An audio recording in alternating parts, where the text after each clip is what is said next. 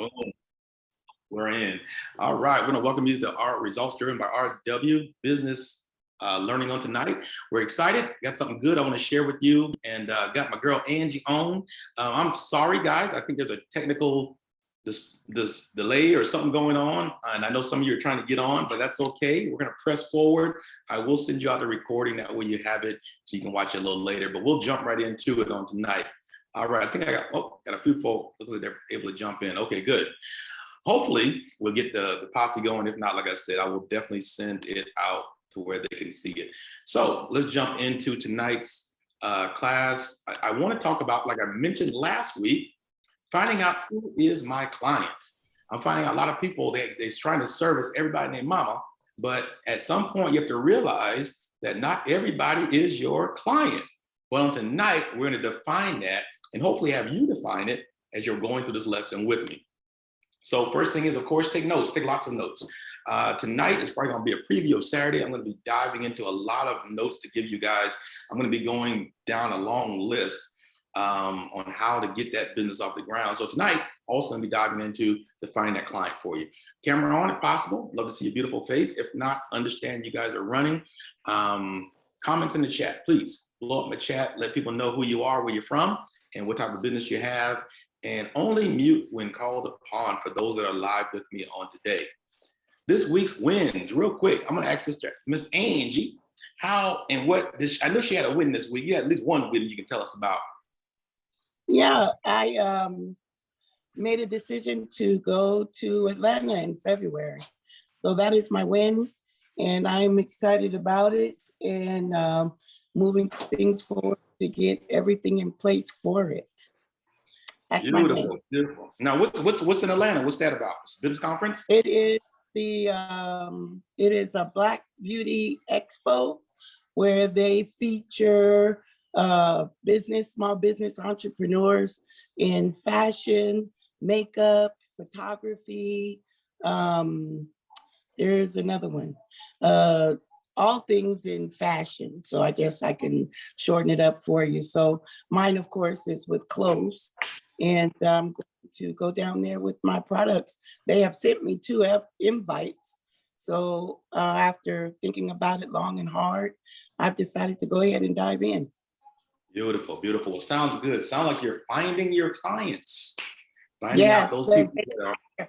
They're not here in Vegas.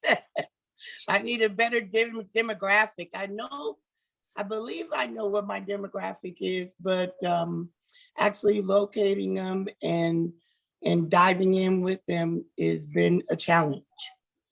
Well, good. Well, tell you what we're going to do tonight is hopefully help you define a little bit more and bring it in to where now you can see a little bit closer, or maybe even look at some thoughts on what it would look like for you. Okay.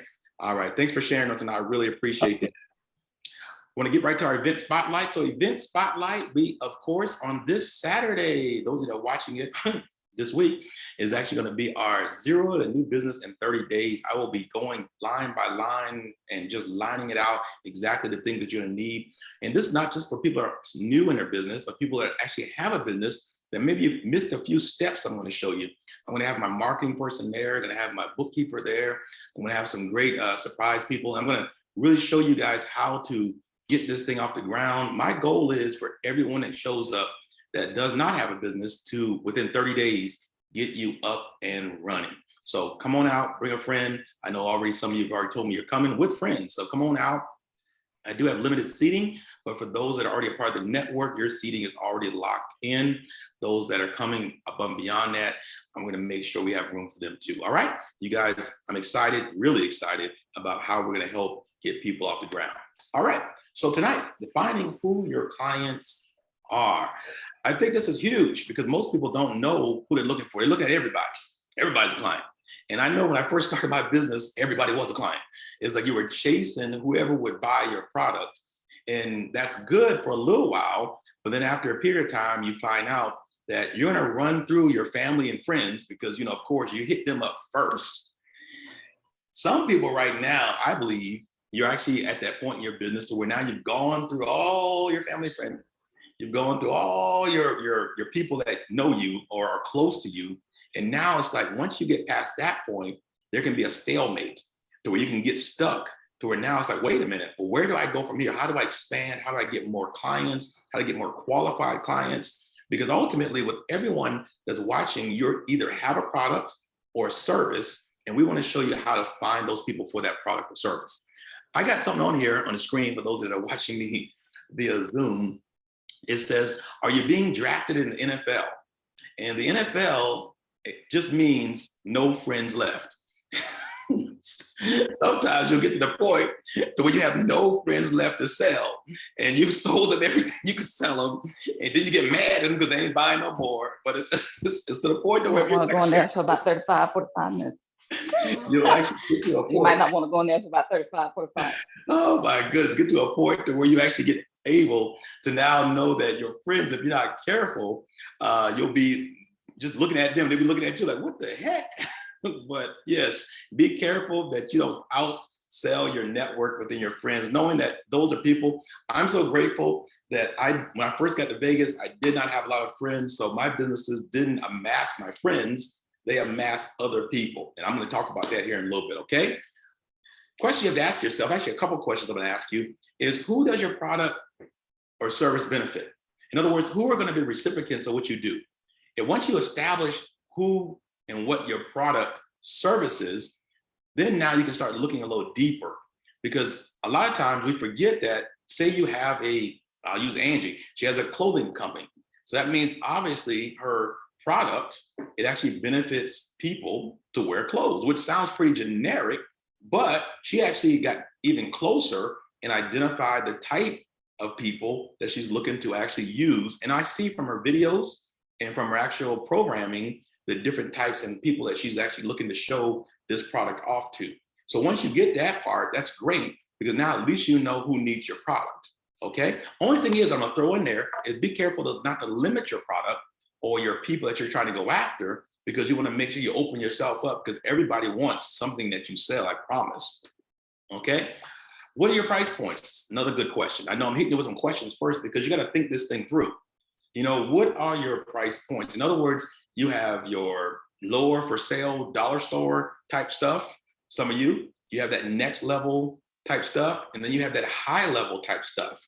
Finding out now within those price points, depending on where you're putting your product out at, or your service out at, it's going to be important, because you don't want to put your product at the level that you're selling it in the wrong places, because some people flat out cannot do or afford some of the products that you're offering.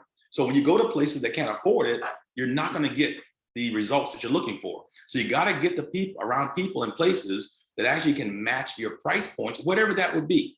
And some of you probably haven't really sat down and said, you know what, this event or this place is for this type of clients, this event and this place. And so before you know it, you start actually lining out where you're actually going to be pushing certain products and services, which is very important. Okay. Now, next thing is you have to ask yourself, do you meet with your clients virtually or in person? And then the question being is what percentage? In other words, what percentage of your clients are virtual and what percentage are in person? Now, some of you, you're not even meeting with people at all. You're not even Zooming with them. They're just people that are catching your product online or service, and they're purchasing it, which is amazing. But even in that, you still have to know your client to design the client around that actually person that you're looking to help. So it's important that as we start looking into these things, we start finding out, okay, am I mostly digital? Am I mostly in person? Or am I a little bit of both? Like right now, my businesses, most of them are virtual, which I'm finding. I start looking at it now, I don't have a lot of people that come to my office. Most of the people that I'm dealing with are virtual people. Matter of fact, on our seminar on Saturday, I'm going to talk to you a little about virtual assistants, how to get to that point in place. Because some of you might not be able to answer the phone all day long, but you need someone to help you. I'm going to talk a little bit about that on Saturday, because sometimes the help you need or the help you're getting, is it what you need to service the clientele you're getting? We'll talk about that too when we talk about developing your actual personnel, but we'll talk about that another day. So start looking at how's that going? What's the percentage of the people you're working with? So if that's the case, then where should you be pushing your product? Okay, more so. Demographics, me and we were just talking about this. Demographics plays a big part on exactly who your client is, because it does depend on the economic characteristics, the population, the businesses, all those behaviors, because some of you are pushing an excellent product to the wrong people. Let me say it again. You have an excellent product, but being pushed to the wrong type or group of people. Now, here's what you have to start looking at when you start looking at the people you're servicing. Of course, ethnicity is huge. You got to find out, am I serving a certain type of people, certain group of people? And I do believe that that's okay, depending on where you're at. Now, for me, I'm in financial services, okay? Being in one of my streams is financial services, unfortunately, I have certain demographics and certain ethnicities that just don't know about finances. And so if I were to try to base my job when I first started off of one group of people, I'd have been hurt because there's not a lot of people that are overly interested in financial services in certain demographics. And that's sad but true, okay? Gender, you gotta find out, am I soliciting more males, females? Where's my business going? Or maybe I need to look at having something for both. Or maybe I just stick with what I know, which is maybe just the females or just the males. But in that, to know who your client is, you got to find out who you're targeting and then stay within your target realm. Age bracket, huge. Because some of the stuff that you offer, your products or services, it depends on the age bracket of the client that you're looking for. Some of you are looking for clients that are maybe 35 to 45. Some of you are looking for clients maybe 45 to 55, maybe 55 to 65. In other words, finding out what category of age am I looking for? And with that product that I'm selling, who is the people that I'm really looking for? I know for me, it's funny, but seemingly it's 10 years either forward or 10 years behind. Like right now I'm 50. So a lot of my clients are either 40s or maybe in their 50s, early 60s. It's kind of funny how those demographics start shifting once you start getting older, depending on the product or service. Now, if you want, you can try and stay in a certain zone, and that's fine as long as you're targeting that. And I think personally, when you start targeting a market, it's a lot better than going after just a broad stroke of people, okay? And I'm gonna talk about that here in a moment about niche marketing, okay? You gotta look at industry. Where are these people working? Where are the jobs? Where are they doing to actually have the income or money to deal or buy your product or service? Next thing is location. Some of you, some items are more susceptible on certain types and places in the country. You know, like I know some people, like say, if I just throw this out there, say you had a black plate, then that black plate is gonna do better on the East Coast probably than it would do on the West Coast.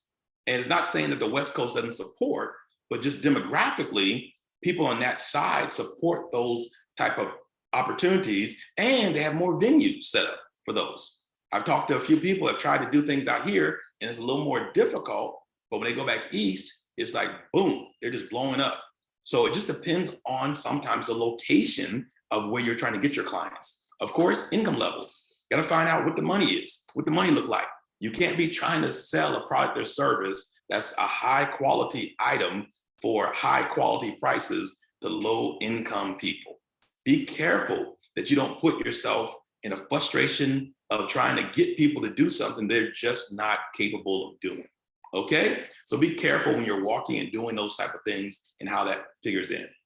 Credit. Some of you people are dealing with products or services that deal with credit, i.e. my mortgage people, i.e. my home buying people, realtors. You're looking at the people that now they must qualify for the product or service that you have. So those are things that you have to look at when it comes to defining who is your client. Now, when you're looking at the client lead sources, I think the biggest key is in defining your client, you gotta find out where you're getting them from. Like right now, if you were to look at your client base, okay, just look at them from who are you actually selling to right now? Who are your top, I don't know if you guys do this, but I know I do. Do you have a top 50 list? People that have consistently bought your client over time. I see Angie's nodding her head, excellent. These are people that you know that are kind of already in the zone with you, and you want to deal with those people. Now, you also got to form new networks. Some of you right now, I've been pushing you as I'm doing some personal coaching on finding new markets. Matter of fact, I got a young lady right now that's going to be headed to California on tomorrow because she found out that, hey, I need to get me a new network. I need to get around some people that are in a different setting that actually now, a matter of fact, Angie just mentioned, I'm about to go to Atlanta in February for an event. I believe that you're going to see a different level of success than you would see here, depending on where you're going, and of course, the demographics. And because I know the type of product you sell, it's something that's going to be more interesting to see how those numbers are different. Okay, don't be leaving us and moving to the East Coast. I know how you roll, Angel. I know how you roll, but you never know. You know, you got to look at what and how and where your product sells. But the good news is a lot of your stuff is virtual, so you might just be able to do it right from home. Warm market. Warm market is important because ultimately it's people that you already know, people that are in your circle. Now, of course, like I said, you don't want to be in the NFL. Don't get to where you have no friends left. You don't want to be that person that every time they see you, look like you want something. Like every time I see them, they got their hand out. Can you help sister out? Can you help sister out? It's like, no. Get to a place to where you still keep a warm market, but realize that that warm market is there for you to build referrals from, which is in my list here. Now, I like current clients. I love current clients. Do you know that it's easier to sell a second item, product, or service to a current client? Someone that's already been serviced by you or bought a product by you is easier to make that second, third, fourth, fifth, and sixth sale. Sometimes if we're not careful, we don't market to those people. And that's something I'm dealing with a lot of my people in my personal coaching is you got to market who you already got, develop that top 50, top 25, and start putting them on a monthly or every 2-week spot sales, depending on your product or service. You want to hit them with something that's going to entice them to show up and be a part of what you're doing. So that's really important. Of course, most of us, the struggle sometimes is asking for referrals. I need you guys to start asking your clients for referrals. If you have a website or you have a lead page, start clicking on there.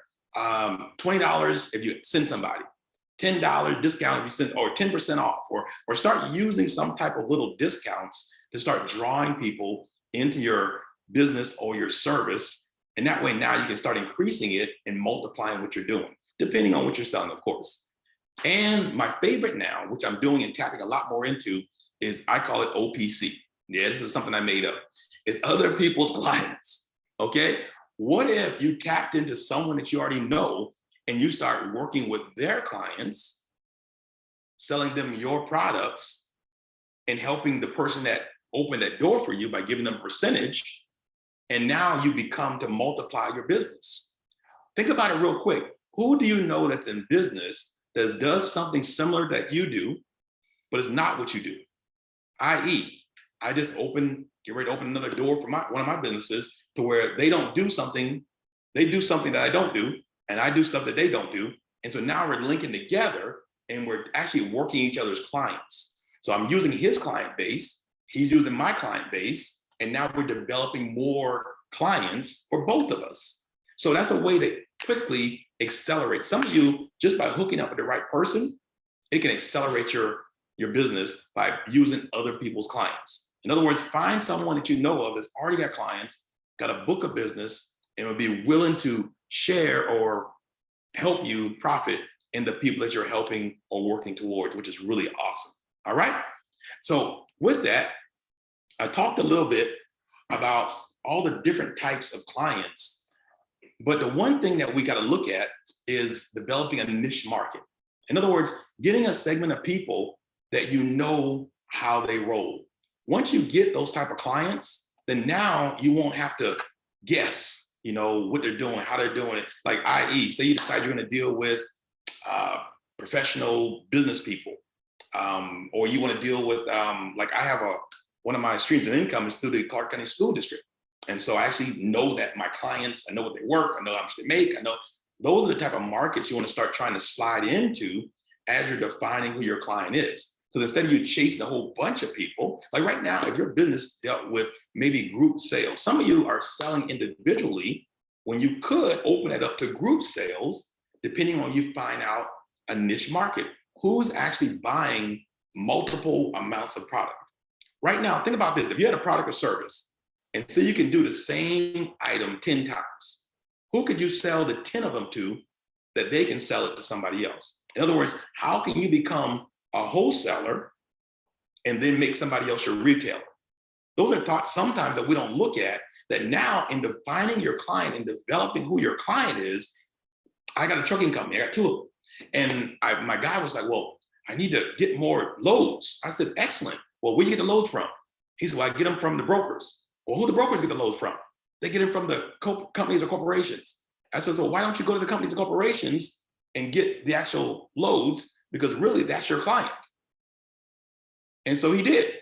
And he ended up landing his first contract, which most people said he can't get. But I found out that if you don't ask, you don't receive.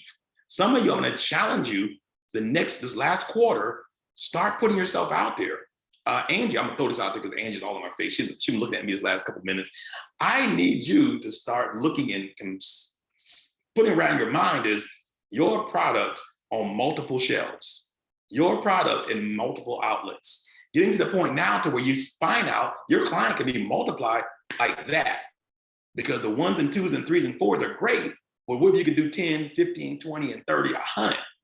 That would change the game, okay? I got some people out there selling t-shirts and doing embroidery and different things. Guys, your client might be the person above you, not the person beneath you. Think if you started servicing the actual wholesale side instead of just serving the retail side. Maybe you can do both. Start looking at that and changing your thought on who your client is. Maybe your client is even more so someone that can actually produce mass amounts of sales through your product. All right, I've been talking 30 minutes.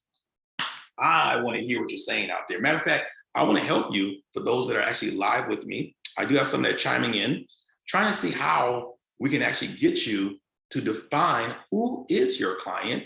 And just from our little conversation, have you maybe been looking in the wrong places trying to sell the right product? Okay, so real quick, I'm gonna get a couple of these guys to hopefully say a little something. So, I just love picking on Angie tonight. Angie, you're just so pickable. I love you. You're just amazing. You're like a stellar steward. So, Angie, tell us, who is your client? Who is the person that you're helping, or what service or product are you pushing out there? I think that you do like to pick on me, Ron. I don't know why. I But do, because you're amazing. my client is he or she, because I service male and female, that like to wear urban wear, that like to have expressive wear, and that also enjoy color. So standing out in the crowd, that is my crowd. That is my client. The urban wear person that is up to date, that is out there, that likes to be seen. Uh-oh, she just fell off. Oh, there she is, jumping back on. Went away. Did you hear me? Nope, actually you fell off right at the end of saying you were, they expressed themselves. Oh yeah, so it's a urban wear clients. It doesn't have to be actually young. I find that it is attracted by young, anywhere from 18 all the way up to 60. I had some ladies, a group of ladies that were 60 years old. So it's just about the person's personality, and it tends to lean more into the urban client. But that's funny what you said about the wholesaling, because at work, I work at CCSD, and just recently I had a lady come to me because I have my wholesaler where I get the polos that they wear at work.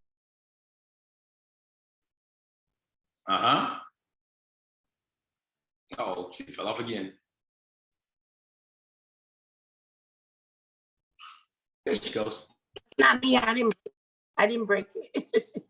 But okay. Real quick, I had a lady come to me to buy a polo, and then the next thing she says, "Oh, there's people in there that want to buy polos." So now that you're saying that, I could probably approach CCSD because they get the same brand polos that I get, that I would be able to do it in a mass quantity, offer them probably a better price in which whoever they get the polos from, because I get the same polos and I'm able to print on them and I put the patches on them. So I think I've sold like maybe 4.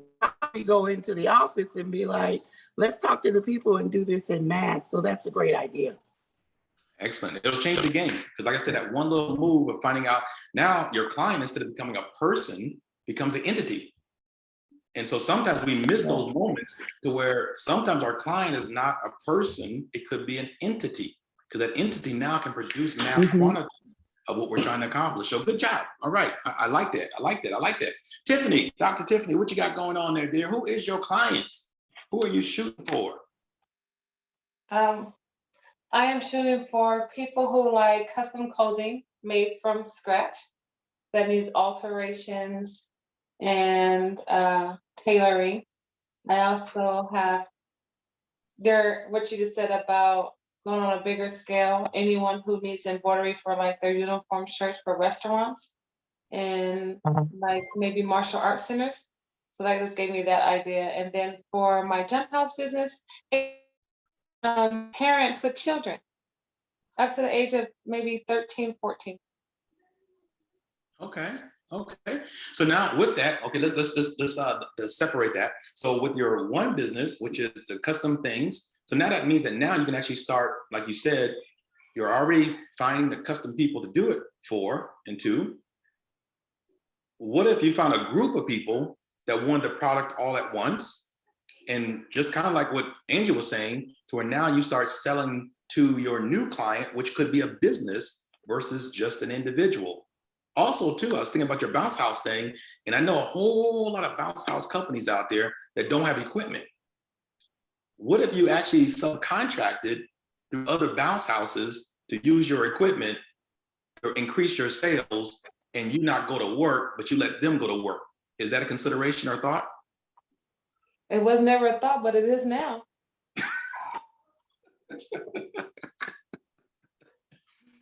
Once again, guys, this is why we're defining our client, because maybe we've been looking at it from a different perspective. Maybe we're looking at ones and twos and threes and fours. We need to be talking about groups, or looking at corporations or small businesses that can do one. You can walk in one door and help multiple people. Walk in one door, help multiple people. Are you following me? So we got to redefine maybe who our client is, or maybe even who our client isn't. Now, what's the big price point for, say, you, Dr. Tiffany? What's that price point of the people that you're actually selling to when it comes to your custom embroidery? Right now, it's about to be fall. Well, it's fall season coming up, approaching, and so anyone who wears your sweatsuits, hoodies, jackets, varsity jackets, I can do all of those. Your varsity jackets, your hoodies, your sweatshirts, your jean jackets, I can do all of. Like a typical embroidered hoodie runs $55 to $60, depending on what style you want. And if you just want the front or the back or the hood or the sleeve. Wow. So now there are schools, obviously, that the kids, because really this is where the kids for the schools, right? Yeah. Yes. And so now if you approach the team, say a team that's at a school, then they might buy 15 instead of just buying one. Absolutely. Just a thought. Wonderful idea. Once again, looking at your client, redefining your client, because you're walking into one door could grant you 15 to 20 sales versus walking in 15 doors to get 15 different sales. Absolutely. Does that make sense? It makes a lot of sense. Okay, only because now we want to multiply everything you're trying to accomplish. But the only way to do that is, once again, maybe your client, you've been looking down and say, oh, I just got to serve these people. But just maybe if you guys look the other direction and say, wait a minute, who's the people that are actually giving it to the people? And then go in now as a wholesaler and let them sell it retail. Or you go in as a great wholesaler, especially depending on the community you go into. This is where community plays a big factor, because not all communities can afford the, because how much are they regular retail, those jackets for the schools? It depends. Like varsity jackets run about $180 to $215. Oh my goodness. Yeah, so you need at least need to raise your price to $100, number one. Number two, you need to go talk to some of them coaches and get them coaches to produce and promote those to their teammates, to their actual people, or show up at one of them games with a big old sign letting people know, because ultimately I know that some people want to get that for their child but can't afford it. Right. So just a thought, just a thought, just a thought. You know, football games could be your friend, especially with postcards, a fistful of postcards, especially doing what's that, homecoming, when they wear the jackets, homecoming, stuff like that. Yes. Oh yeah, oh yeah. You might save a lot of time and effort going to one football game a week and put out 50 cards, and I almost want to guarantee you you'll get at least 10 to 15 sales. I never thought about that. Thank you. Oh, just a thought, guys.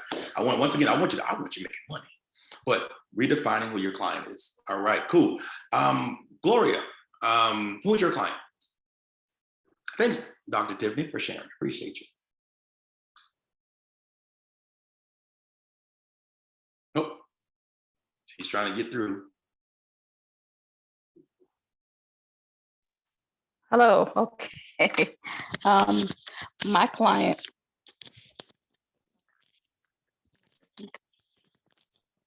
My client, and it depends on the service, again, because I do offer different services. So my average tax client starts at about 200. Was where, should I say, was where I like them to start. And then again, it just depends on the services, because I do offer an array. But if it's just for tax services, we're looking at about a range of 200 and up. No, I'm talking about actually what the client looks like, not the pricing. Oh, what they look like. Oh, look like. Client looks- You know what? I'm transitioning more to the small business owners and small businesses, because that's where it's more profitable.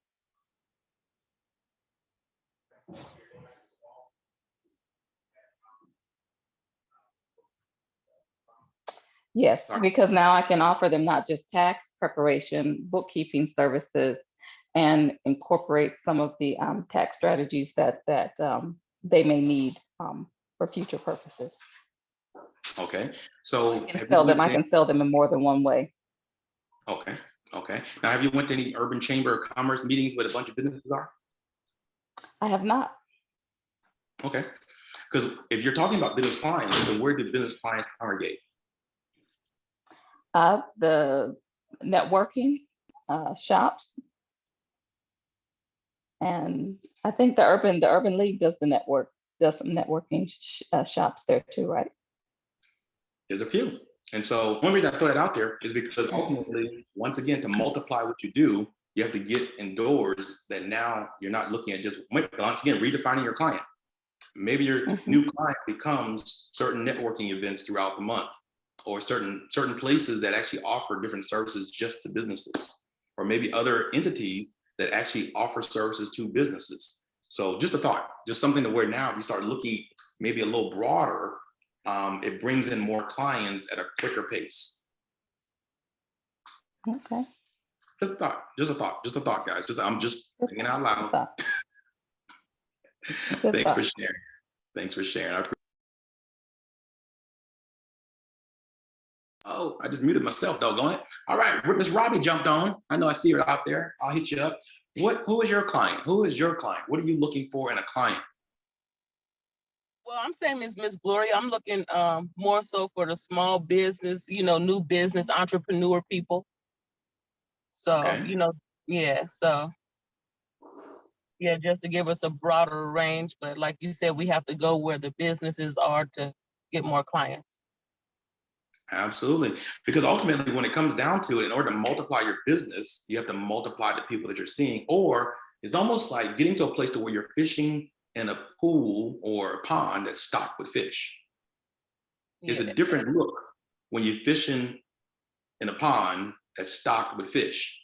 In other words, you go to where they're at, and then from there, it's easier to pull those clients out that you're actually looking for, instead of just going all over and trying to pull them from all different places. So just a thought, for you. I know both of you guys are kind of doing the work in those areas, but absolutely, I would say multiply your business by going after those events, which It's kind of a part of what it is when you're looking at your marketing going forward. And we're gonna talk about this on Saturday too, which is gonna be really exciting when my marketing person can actually dive into more of this and how this works. All right. Well, guys, that's pretty much what I have. Christina, I saw Christina pop on. What's going on, Miss Christina? Hey there, how y'all doing? Oh, doing phenomenal. I know you're getting ready, you're gearing in, you're clicking. But for right now, even at your job, what do you do right now in the school district? I'm in HR now, so it's more of a compliance piece and not really like the talent piece. Is more of, making sure people have what they need. They're following the regulations, that kind of stuff. So if I had to turn that into a business, I would do something like a virtual assistant or something similar to that. Wow. But Man, I wouldn't even, I haven't even thought about that. So I wouldn't even know how to scale doing a virtual assistant. I don't know that. I would need your expertise on that one. Absolutely. That's once again getting in front of the Especially right. since it's not a space that it's not a space that I'm in anyway. So I wouldn't know how to even start that one. Wow, that's actually, as you were sitting there, I was getting a little excited because I could see how that could really grow and progress. Only because everyone now compliance, especially as you start growing as a business, it becomes huge. Because they say the biggest thing you'll ever do in business is hire an employee. And once you do that, with that comes a whole lot of other stuff that goes with it, which is HR.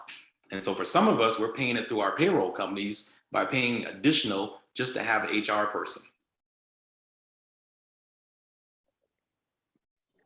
And so it's Okay, that interesting. makes sense.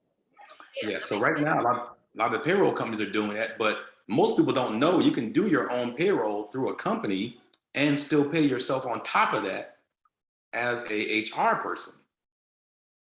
Just some things that a lot of people don't look at when it comes to business, but just anyway, sometimes you have to look at within, because if it's something you're already doing, maybe there's something that you could maybe play with, depending on, of course, on your contract with the school district. I always tell guys you gotta be careful there too. But there's definitely opportunity, and I love the way you looked at that quick to see how that could go virtual.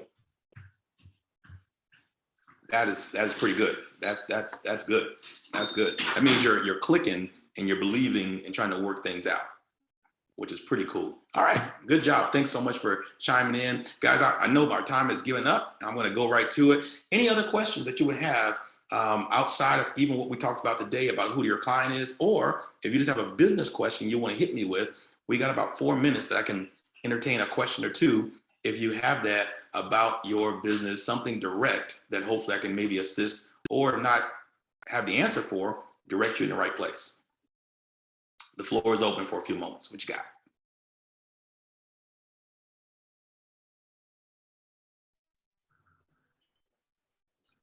I wanted to ask a question. I don't know if this is an acceptable question for it's gonna be in person, right? Yes. It is? Okay.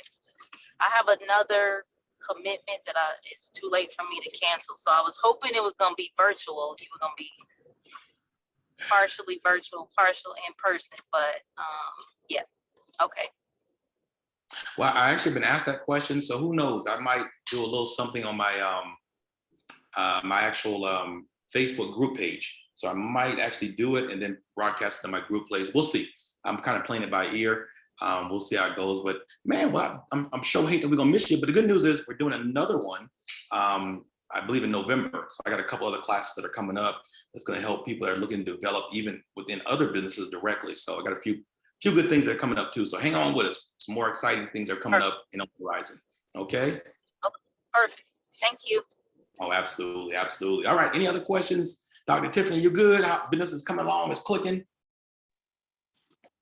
It is coming along. It's clicking. I had some Good. bounce off appointments this week, and then I took what you told me about utilizing my building, and since I haven't really been there much for a while, had Mhm. some space out this week, thanks to you. Awesome. That's what I'm talking about. Maximizing what you already have instead of looking for other opportunities. Just use what you got. I like it. Yeah. I have 2,000 square feet and I'm trying to figure out, like, it's been sitting empty for a minute. Really? Oh my Yes, sir. goodness. Okay. Well, you know what? There's so much opportunity. I told you I had to come check it out, as because you never know. You never know. I'm always clicking on what that next move is. All right. Absolutely. All But right. thank you Well, for everything. wow. You know what? I just had, and wait a minute, light bulb. I just had 2 people ask me about a place to throw a repass at. We might talk. Okay, Yeah. I just thought about it because yours is set up almost like an event space, or could be. it could be, yes, sir. Okay. Do me a favor. Send me some pictures when you get a chance tomorrow. Okay, I'd love to take a look at it and see, because I do have, like, matter of fact, there's 2 people that actually hit me up. Unfortunately, people are dying. Not to sound morbid or anything, but they actually hit me up like, oh, it's funny how people call you about everything sometimes. You're like, what? I don't know. But definitely cool. All right. Robbie, any question, any thoughts? How's business going? How you clicking? It's going, I'm getting ready to have my business launch on the 12th of November. Excellent. That's So my birthday, so I know it's gonna be a good day. yes, and so I'm inviting some new potential clients. So preferably I'll have, a couple of people there for that. Beautiful. I So love it. it's moving. Well, I liked it. I love it. Matter of fact, do me a favor, send me a invite, and I'll actually promote it in our next next week thing. I want to make sure we promote you and put you out front. Absolutely. Matter of fact, if you guys are on, if you have flyers and things of that nature, I would definitely be more than willing to promote your events and show things that you're doing, so we as a group can make sure we support you in your endeavor. All right, guys. You guys have a good night. Of course, as we go through here, let me slip through my rest of my slides, and we'll get you out of here. But just know the biggest key for a lot of you guys is, what are you going to accomplish before the end of this year? Matter of fact, some of you have already sent me the 5 things that you're going to accomplish by the end of this year. If you have not, email me at resultsdrivenbyrw@gmail.com. I just want to know the 5 things you're looking to do and accomplish before the end of this year. What are you going to do in this 4th quarter? Put it on paper. Let's see what it look like. And a lot of my guys now, I'm calling, checking in, saying, okay, what are we looking to do? How are we looking to do it? And giving you a little guidance as you're moving through this 4th quarter, okay? Definitely want to help you, push you forward. Also, too, I'm actually doing this scrolls challenge. Some of you have already emailed me. I've already sent you out the scrolls, but they're actually called the Greatest Salesman Scrolls. And they're really powerful scrolls, not just about sales, but about life. So if you get a chance, shoot me an email, resultsdrivenbyrw@gmail.com, and I'll shoot you those scrolls. I'm actually shooting them out once a week on Monday, and your job is to read it once a day. It's about 5 to 7 minutes to read it, and it's once a day for 7 days. Then I'm sending you to the next scroll, so it's a total of 10. All right, just want to let you know. What stopped you from being the best version of you? I want you to actually start asking yourself, what can I do to kick it up a notch, especially in this next season? I know for me personally, I'm looking at a few areas that I'm actually having to reshape, redevelop, and look at again. So in business, don't ever be afraid to shift. Because remember this, if you're not producing the results you want, change, shift, or pivot, depending on what works the best. And I'm here to help you do that, okay? Why do you need a performance coach? You just need someone sometimes to help you and push you in the right direction, give you some new ideas, new thoughts, new things that can make you click on that next level. For me, my clients, I'm helping them produce more income. That's my job. I want you, like I said, I got a client, it's so funny, they're an individual client. I was supposed to be meeting with them tomorrow, but I can't even meet with them because they're taking off on all the stuff that I've given them to do. And like I said, they're heading out to California in order to do some things that I promoted and told them they need to get done. So I thank goodness people are actually following through. The results are coming. They're seeing it, which I'm excited about. Accountability, close the gap, guys, between what you want to do and the results. Don't go alone. I'm here to help. Of course, I help out with all these areas. Just remember, 26 years in entrepreneurship. Value exchange. I'm giving value, of course. Value is always good because once you learn how to, it's almost like that old reciprocation thing. Learn to be a giver, not just a taker, but also make sure you're giving to the sources that are giving to you. All right. Our weekly group coaching every week. once a month. You guys know the drill. The big thing that I'm doing, and I'm seeing a lot more now, is my individual coaching. Got a lot of people now that I'm lining up and putting in position, especially for this fourth quarter. I promise you, 1 month with me will change your life. All right, I'll talk more about this on Saturday. Matter of fact, I might even be running a special on Saturday. So some of you might not want to miss it, because you might want to take advantage of this special that I'm running by the end of the year. All right, I'm not going to tell you. I'm going to wait till Saturday. All right, see you guys soon. Have a great week.